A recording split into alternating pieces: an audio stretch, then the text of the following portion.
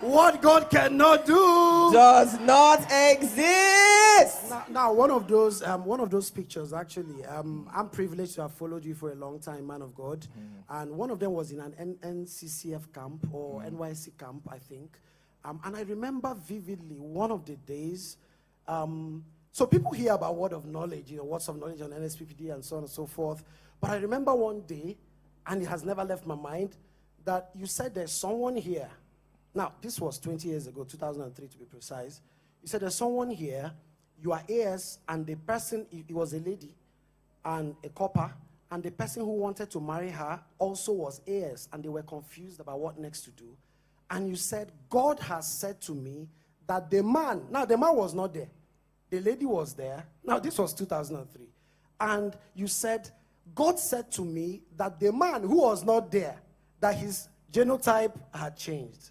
Right? Yes. And it happened because I still remember when the lady showed up all of those things. Well, we didn't know that it would become like you come on Nsppd and there are several thousands of genotypes changing. But you see, a lot of people know you because of Nsppd, but not many know that by 2003, that 20 years ago, before 20 years ago, a lot of these things were happening. How do you I don't know, there are two sides to this. How do you stay humble, remembering all and seeing all that God has done, through your life? But how do you also deal with people imagining that you came out in 2020? Well, that's their imagination. I cannot help you. Do you understand what I'm saying? I cannot help you because the truth is that no matter what you do, people will imagine what they want to imagine. So the only way to help them is to leave them with their imagination. So we can't help you. So people will always think what they want to think. People will imagine what they want to imagine. Even if you tell them, I have been in this work of God like Methuselah. Some people will just agree. People look at you and say, where is it coming from? So I don't have a problem with that. Is that your other question that is important to me? What's that one? About how you're able to stay humble despite all. The question is, how do people get proud? I want to know how to. Sincerely, this is a very sincere question. I am trying to understand how do you get proud? And the second one is, why should you be proud? Why should you be proud? It's not and I'm not saying it because I want to learn how people, I don't want to learn. I want to know, why should you be proud? What do you have that he has not given you? What? I'm a student of honor. I'm a student of honor. I believe in honor. I believe people should honor people. I believe don't joke with honor. I of course, access will be denied when people become dishonorable. I like those who understand the place of honor. But then again, when you're carrying yourself as if there's a chip on your shoulder, there's a scripture that I never forget. Many years ago, for some reason, just like a child that was growing up, I stumbled on that scripture. It just registered in my heart. Bam! The Bible said, though hand join in hand, the proud shall never go unpunished. That no matter what happens, no matter what you do, no matter what they see the proud will never go unpunished. So it just kind of stuck on my mind. So my question is, first of all, why would you get proud? Is it that, like as I am now, why should I be proud? Is it like God is using you? God is using you to do something. It's not you. You are not the one. They are just sending you on errand. It's like somebody told you now, gave you 10K. Go and give that person 10K. Then you came on the way and say, do you know I am 10K richer? You idiot. Because you are not. That's the truth. You don't have sense. You don't have sense. It's not your money. It's not your money. If the owner of that money decides not to send you again, you have lost your relevance. So my relevance is because I am sendable. So that is my relevance. All this one that people is because God has found somebody he can send in me. So the day I begin to act like I'm the originator of the message, that's how I lose my relevance.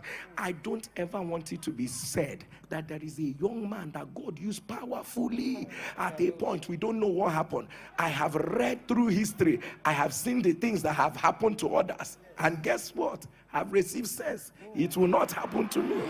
Do you understand? So Streams of Joy Abuja, I hope we are learning. If you're learning Thunder, we love you, Papa.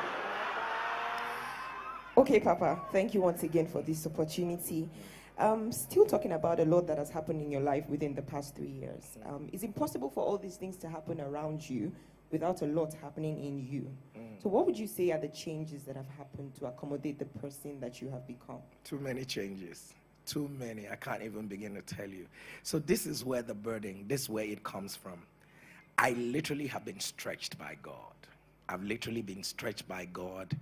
I have, there are things you can't say to people. But the truth is that every public manifestation, there's definitely a private altar that is on fire. And make no mistakes about it. These things cannot be coincidences. Even if they are coincidences, the pattern cannot be sustained for 3.5 years.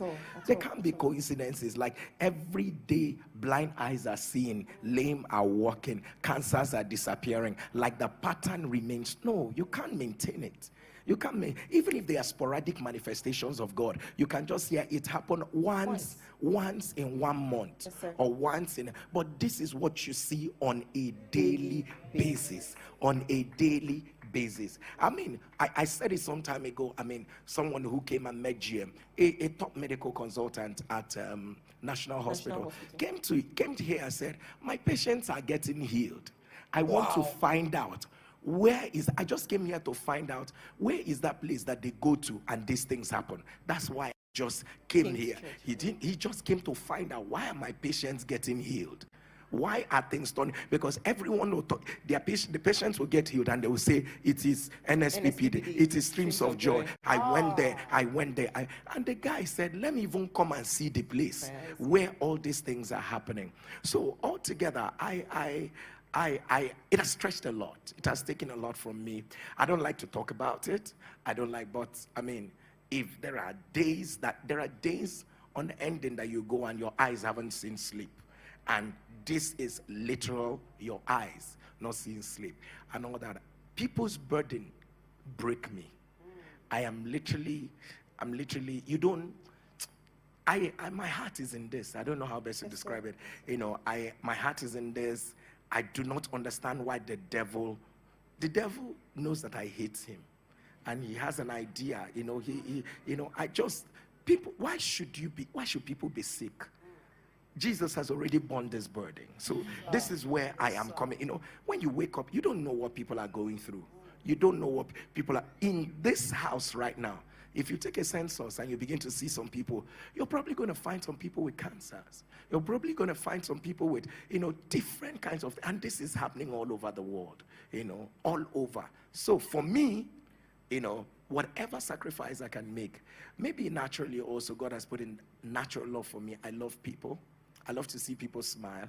Whatever I can do within my reach to make people smile, I always would do it. So because of that love I have for people, it makes me go the extra mile, and all that. So, like I said earlier on, when people complain and say, why do you wake up every morning? Where does the strength come from? And all of that, I am wired for it. So, and that's it. Yeah. You're not clapping. Wow. You're not clapping. Streams of Joy Abuja, is it working? It is working. Now, if a medical, and this is no joke, if a medical consultant will come all the way to church to find out why their patients are getting healed, I don't want to go too much into that, because, man of God, being on Strange Acts of God, a program we do on Saturdays, by my training, there are things that it's only God that can help you. And it's happening on the altar. And sometimes when I see it happen, I'm like, wow, if I didn't know that this thing happened, I probably said the story is made up. People have had to reach out to me. Do you really mean that this happened? Yes. But we thank God, because there are infallible proofs. People go back, check again, and then they realize that what has actually happened can be proved, medically speaking. Now, man of God, I want to digress a bit. There's a part of you that seems not to have changed. Several years ago, when we hadn't come to this point, I know you don't like to tell people such things, or you don't like to talk about such things, but I once remember you taking a loan to buy speakers for the church, and there was no Nsppd at this point.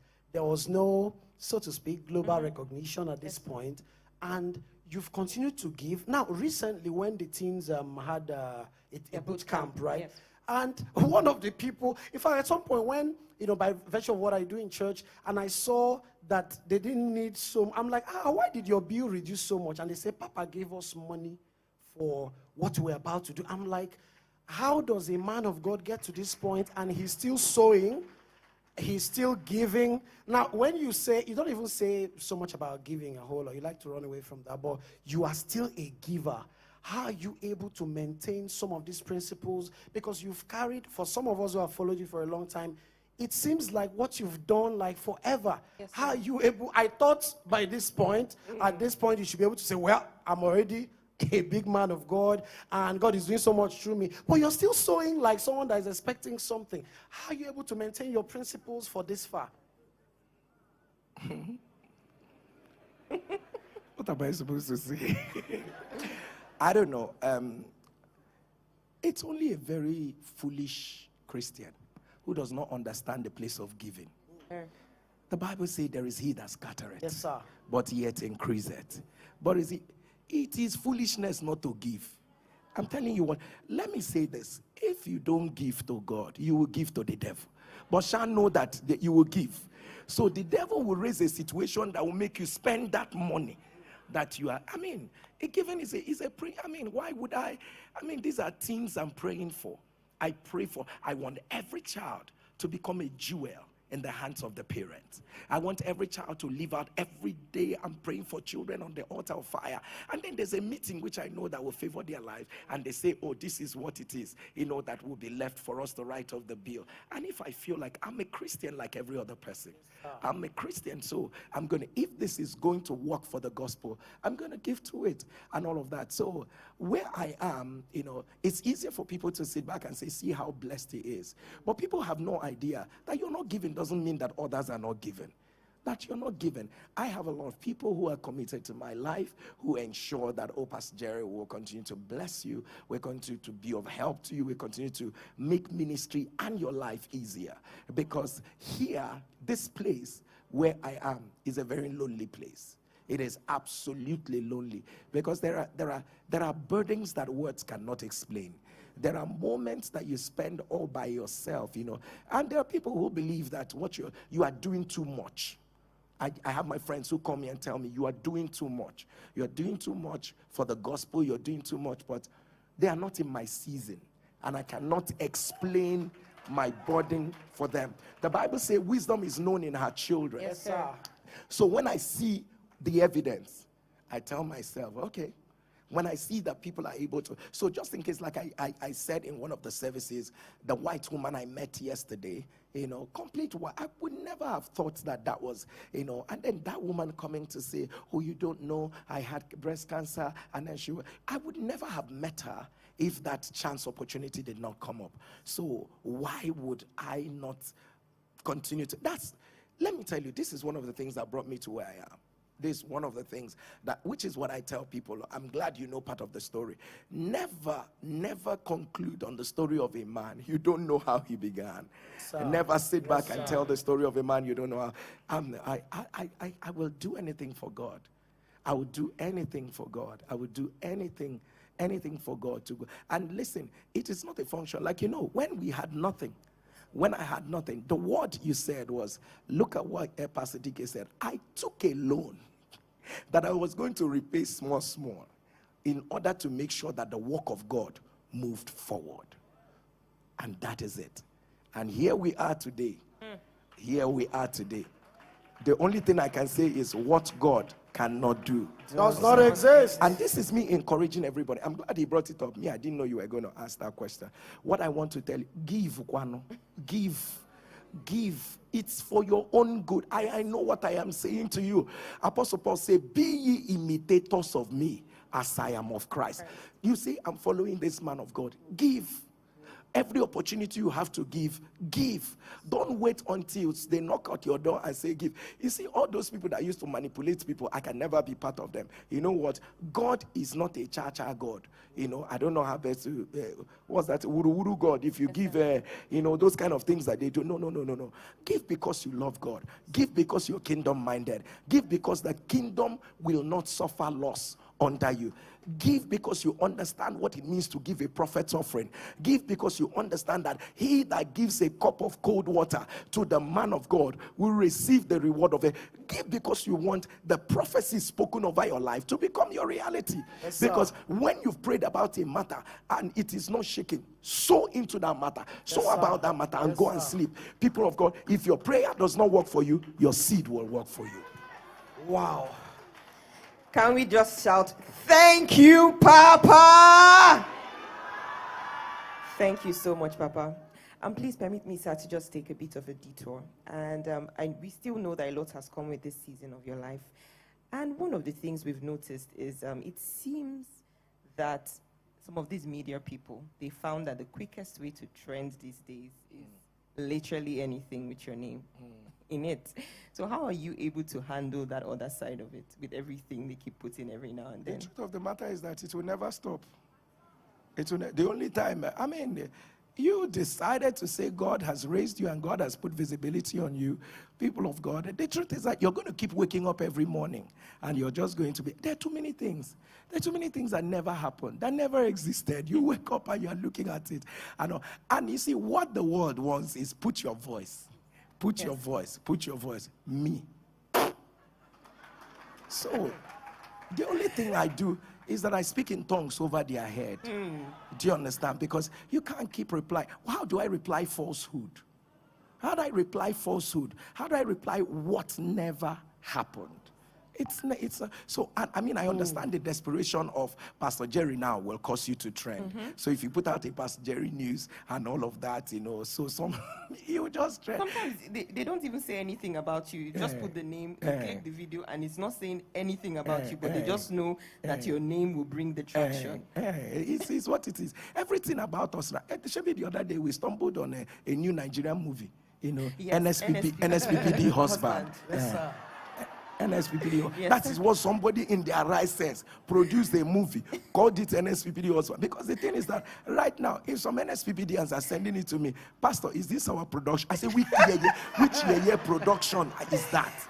And the guy obviously is cashing out on Nsppd. So me, I know if you put Pastor Jerry in it, but Kay, I didn't believe in this life that my name can sell a movie. That's another side. Wow. So, as I look at it, I look at it and I just say, to God be all the glory. However, but we don't respond to negativity. Yes, we don't respond to it. They are not even. I don't even look at that. It's not even something I pay attention to. Of course, you must realize that where we are, there are battles that will arise. People will say what they want to say. People will talk what they want to say about and all that. But everybody who knows me knows that. You don't find me anywhere. You don't.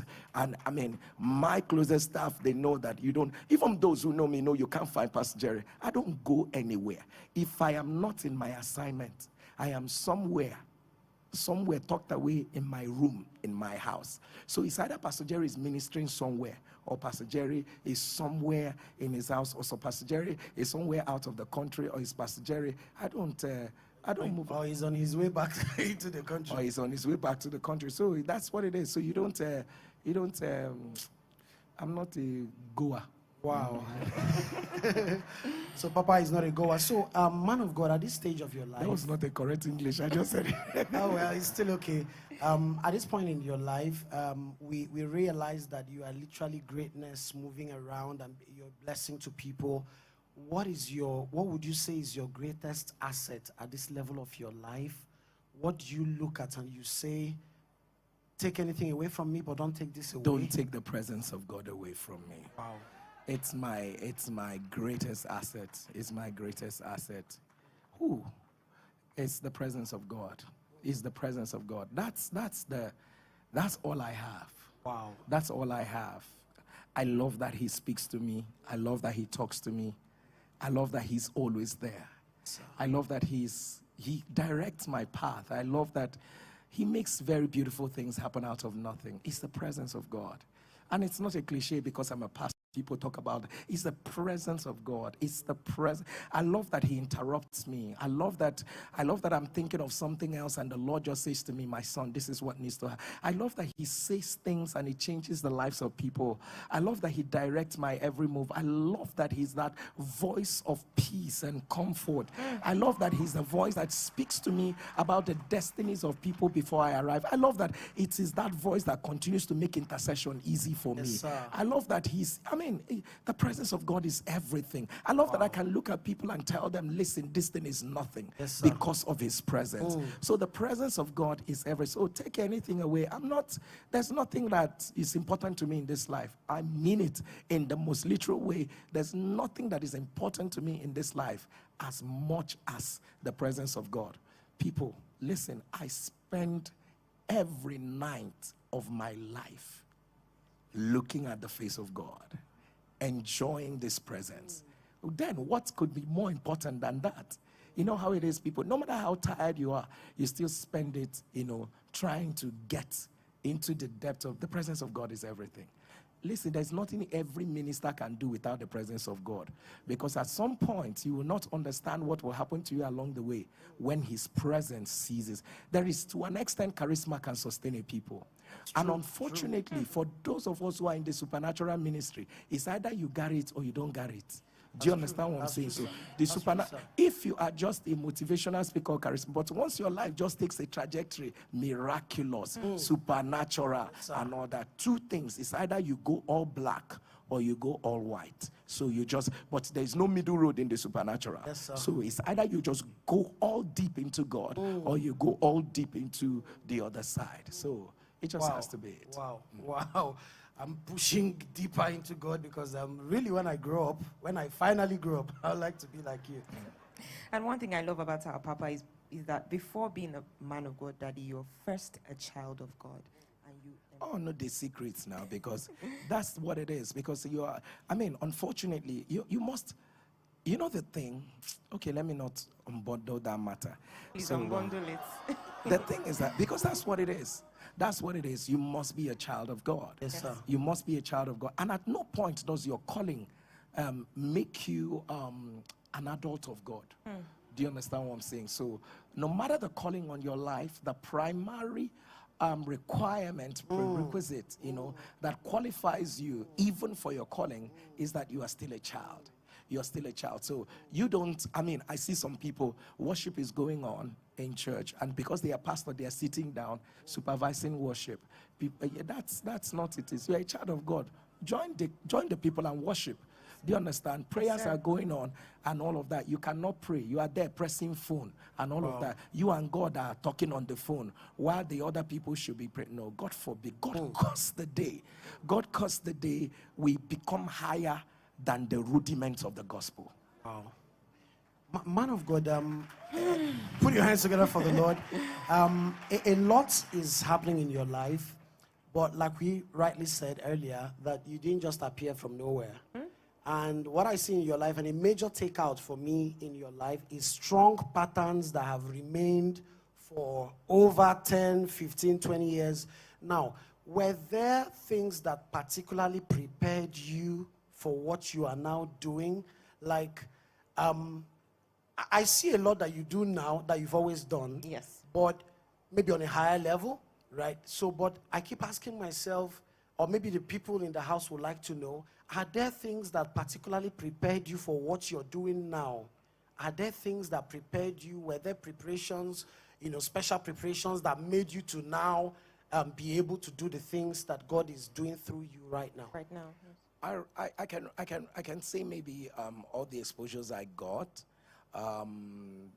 Well, when you're talking about physically or spiritually, there are definitely things that prepared me.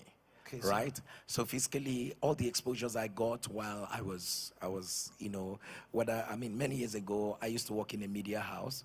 I believe that that in itself also helped to enhance my communication, right? And my ability to, try to speak English that people can understand.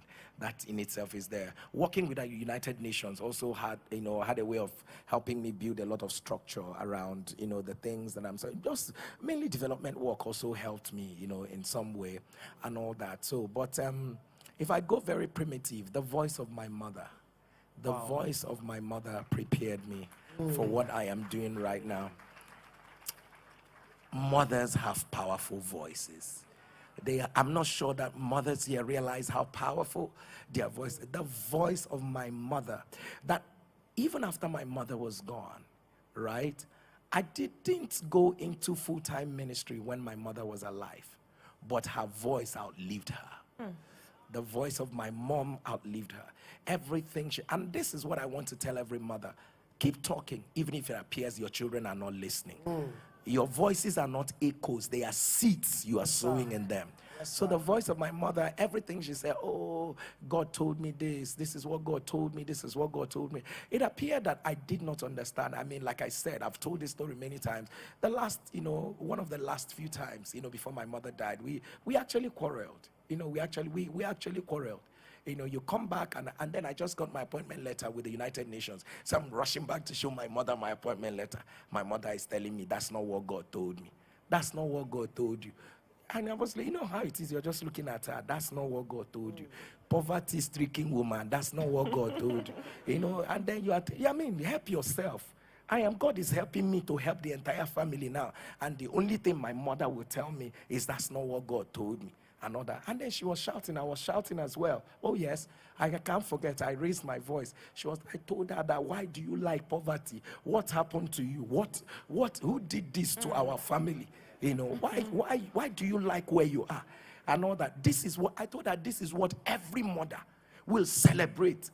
You've come back. I don't know in my life anybody around me, around my lineage, that ever got a job in United Nations. And I'm coming back to show you the appointment letter that I got a job. And you're telling me that's not what God told you. Go and find that thing that God told you. That, if you know what it is that God told. But then again, after my mom was gone, I realized that was not what God told me. It was not just my mom right now. It was now. So the voice of my mom shaped who I am, well, because she was a spiritual mom. She was a spiritual mom. Yes. She was very much. I think somewhere in my heart, I wish she was alive so that I can ask her one question. There's a question on my mind, which obviously it is now that I have sense that I want to ask her that question. But she's nowhere around for me to ask her that question right now. Okay. Papa, we really celebrate your mom. With every opportunity we have, we celebrate your mom. We celebrate your mom. Sorry, before we continue, can we have a standing ovation for in honor of the God who raised the woman that raised our Papa for us? For a woman who saw tomorrow. I don't know how many of us that have seen this kind of tomorrow, but can you celebrate the Lord for the woman who saw and birthed this tomorrow? For what God cannot do does not exist. Okay, Papa, thank you again. So, Papa, we've often heard you say, please, you can be seated. May be seated. You may be seated. Thank you.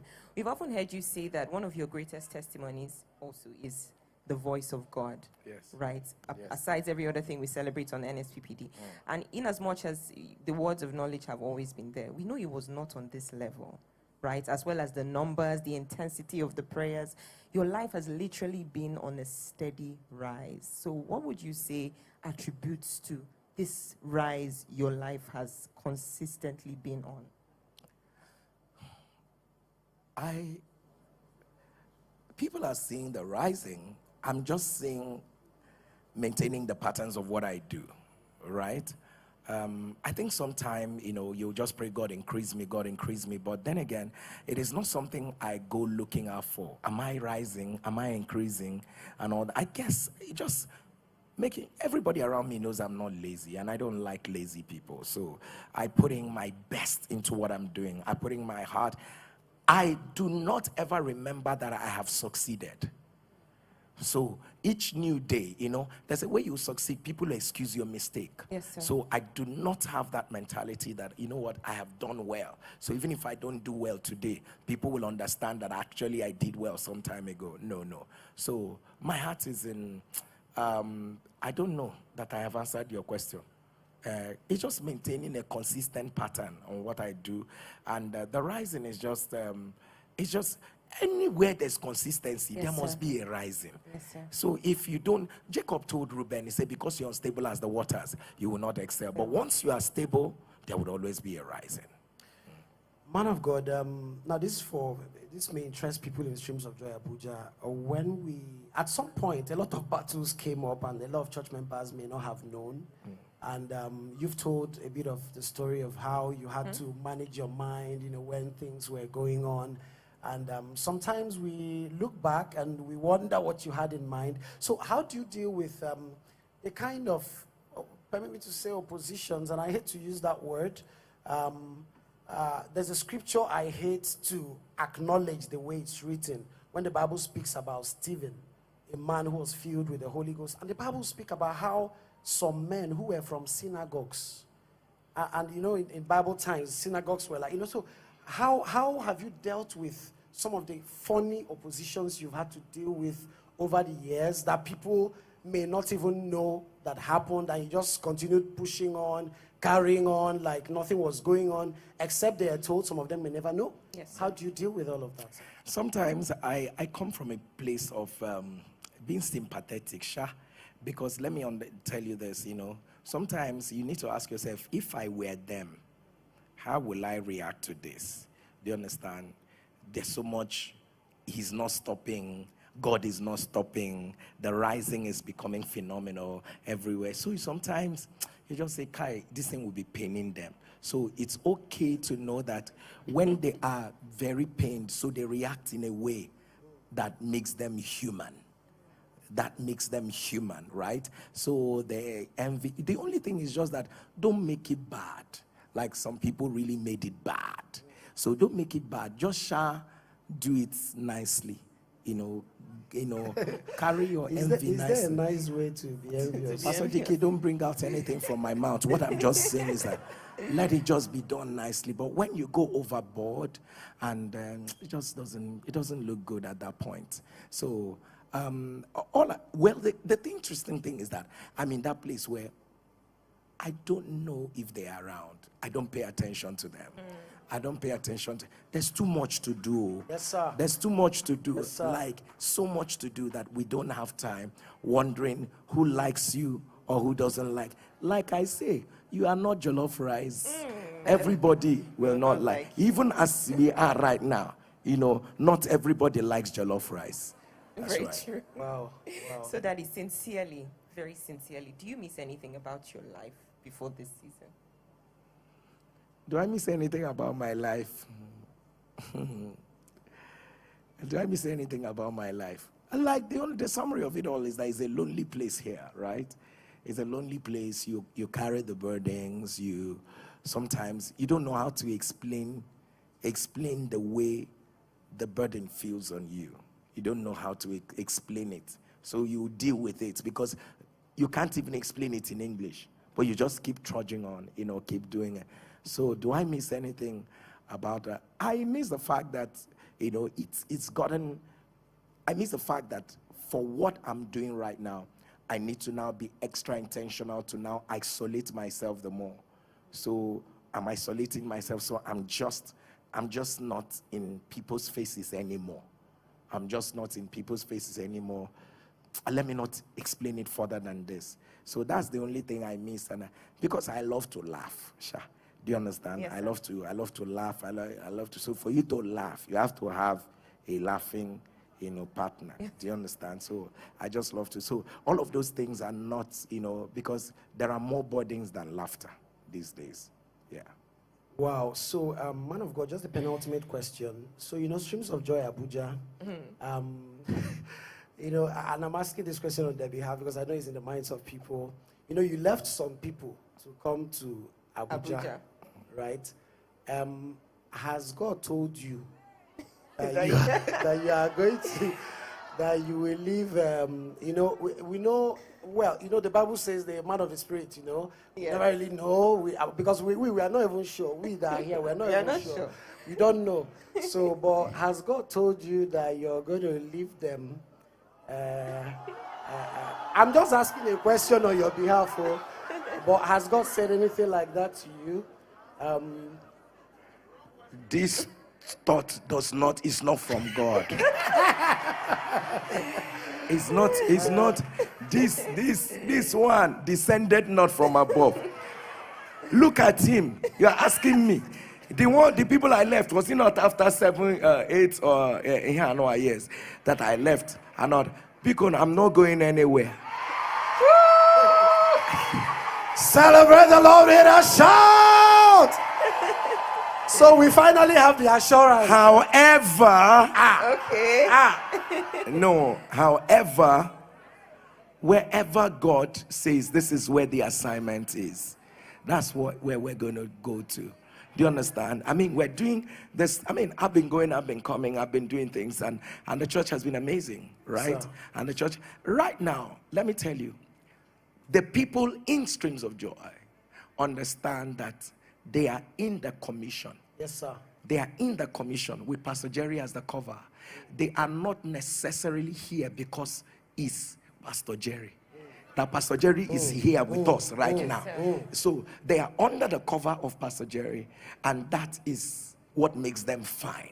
Do you understand what I'm saying? So people, if I say to them right now, I'm not going to be in church on Sunday, these guys will be here on Sunday. Yes, sir. So Yes, sir. they are not in church because it is Pastor Jerry. Pastor Jerry will be live. That season is gone. That season is gone. When some people say, I didn't come to church because I realized that pastor was not going to be in church and all of that. From the word go, they knew that our pastor is a mover. How will we touch the earth? How will we get to the ends of the earth? Is it by sitting down here every day? That will never happen. But if you talk about whether I'm going to be translocating from one end of the world to another end of the world and all that, God hasn't told me that until he tells me that. But the most important thing is that I did, Someone who is excited that Papa day with us. Can you celebrate the Lord with a shout? Thank you so much, Daddy. So this is the last question we just want to ask.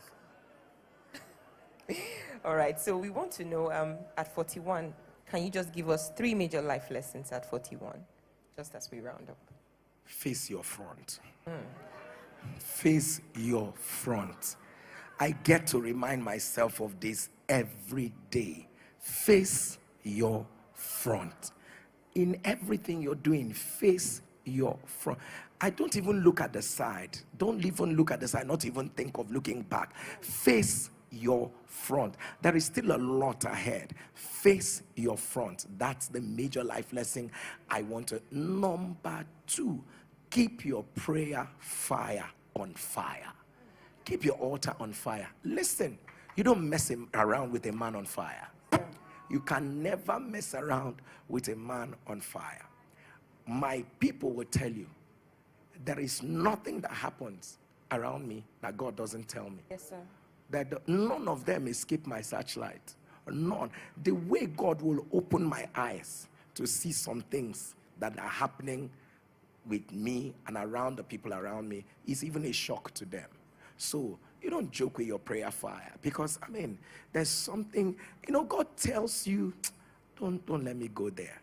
Don't let me go there. And the third thing, it looks very literal. Have a pure heart. Have a pure heart. Never wish people evil. Never carry bitterness in your mind. Yes, sir. Never be unforgiven and all that. When you are upset, let people know you are upset. And after that, remove it from your heart. Maintain a pure heart towards people. If somebody says, you have hurt me, tell the person, I am sorry, and move. Maintain a pure heart. If people truly succeed at what they are doing, clap for them.